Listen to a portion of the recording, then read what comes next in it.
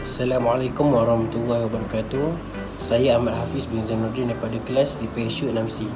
Kami akan membentang tajuk aplikasi kaedah fiqh dalam produk pengguna berasaskan haiwan. Sifat kepenggunaan adalah fitrah untuk melengkapkan peranan manusia sebagai khalifah di atas muka bumi ini, bagi memastikan sesuatu perkara tersebut tidak disalahgunakan sehingga boleh mengakibatkan kezaliman, penindasan, pembaziran dan seumpamanya. Manusia perlu mematuhi peraturan syariah yang berkaitan dengan hukum kepenggunaan. Dalam konteks ini, ia boleh dimaksudkan sebagai fiqh kepenggunaan, iaitu fiqh al-istihlak. Penggunaan sumber-sumber tersebut diharuskan selagi bermanfaat dan tidak menimbulkan kemudaratan kepada 5 perkara asasi dalam hidup manusia, iaitu daruriyah al-khams, iaitu agama, nyawa, akal, keturunan dan harta.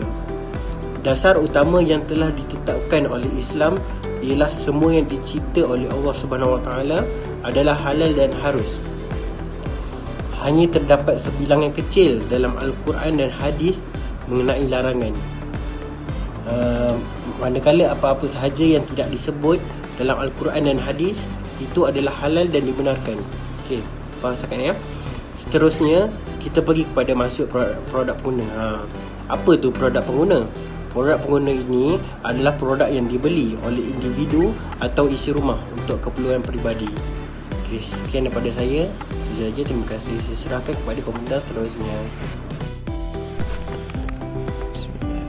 Assalamualaikum, nama saya Rafzamuddin bin Jamaluddin dari kelas di PSU 6A. Saya akan menerangkan 4 kaedah, iaitu bagi kaedah yang pertama ialah menyempitkan perkara haram. Setiap pengguna produk mestilah tidak mendatangkan kemudaratan, tidak mempunyai unsur najis, unsur kekotoran dan kejijikan, tidak memabukkan dan juga perolehi produk secara halal. Antara faktor pengharaman kepada sesuatu perkara ada 4. Yang pertama, memudaratkan. Yang kedua, bahan unsur najis. Yang ketiga, unsur kotoran dan kejijikan. Keempat, memabukkan perolehan.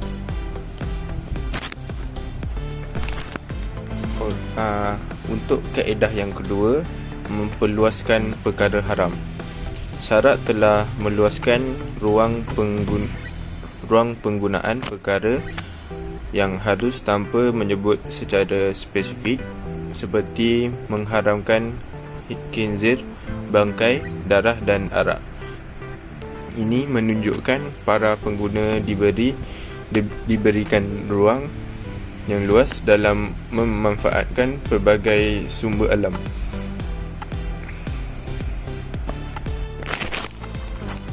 Untuk kaedah yang ketiga, iaitu berwaspada ihtiyat dalam kes syubhah. Ihtiyat pada sudut bahasa berasal dari perkataan Arab, iaitu dari kata dasar bagi yang bermaksud sesuatu yang meliputi sesuatu yang lain. Manakala pada sudut istilah pula terdapat beberapa takrif ihtiyat yang diberikan oleh para ulama dan pengkaji. Antaranya, Ibnu Hazim menyebut ihtiyat ialah tidak mengharamkan sesuatu apa yang tidak diharamkan oleh Allah Subhanahu Wa Taala dan tidak menghalalkan sesuatu melainkan apa yang dihalalkan oleh Allah Subhanahu Wa Taala. Al-Jurjani menyebut ihtiyat ialah menjaga diri dari terjatuh dalam perkara yang haram dan berdosa. Pandangan sarjana Islam menurut Syakir dan Al-Bahusain, pada dasarnya terdapat 3 kebiasaan yang menyebabkan syubhat, iaitu masalah pencampuran, ikhtilat, Kedua, masalah kekeliruan ihtibah. Ketiga, masalah keraguan syak. Untuk kaedah keempat, iaitu mengaplikasikan prinsip kemudahan ruksah ketika kesulitan. Ruksah bermaksud mempermudahkan sesuatu urusan. Kebiasaannya, para ulama menyebut ruksah sebagai bertentangan dengan hukum mengenai perbezaan antara keduanya. Menjelaskan azimah merupakan istilah bagi hukum asal yang disyariatkan Allah sebagai peraturan yang berkekalan setiap keadaan seperti hukum ibadat, muamalat, perkahwinan, jenayah dan kehakiman. Sementara ruksah pula suatu kelonggaran hukum yang diberikan kepada seseorang kerana terdapat suatu keuzuran syar'i. Jika tidak kerana keuzuran tersebut, hukum yang diberikan ruksah akan kekal mengikut hukum asalnya. Kemudahan hukum ruksah diberikan apabila berlaku kesulitan. Suyuti dan Ibnu Nujaim menggariskan 7 sebab utama kesulitan, iaitu musafir, sakit paksaan, terlupa, jahil, kesusahan dan umum balwa, serta kekurangan atau kecacatan. Assalamualaikum warahmatullahi wabarakatuh. Nama saya Muhammad Isharaf Iman bin Muhammad Fazli daripada kelas di PSU 6B. Hari ini saya ingin membentangkan tajuk tentang memahami kerangka asas, iaitu kepenggunaan produk mengikut Islam. Yang pertama sekali adalah kita mesti tahu bahawa memperluaskan ruang penggunaan perkara harus, iaitu berdasarkan kaedah hukum asal, sesuatu perkara adalah harus. Yang kedua adalah menyempitkan ruang penggunaan perkara haram berdasarkan kaedah menolak kerosakan lebih utama daripada menarik maslahah. Dan seterusnya, yang ketiga adalah berhati-hati dalam penggunaan perkara syubhah berdasarkan kaedah ihtiyat, terutama dalam kes percampuran halal dengan haram yang banyak.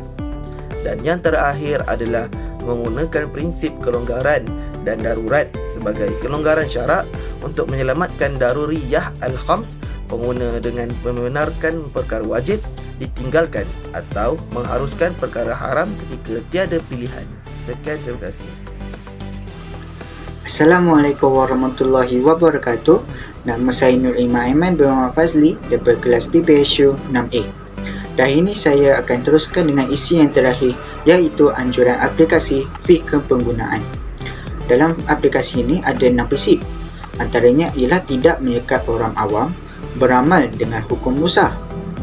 Yang kedua adalah meraihkan hukum darurah dan pelbagai kesulitan yang mewajarkan orang awam diberikan keringanan.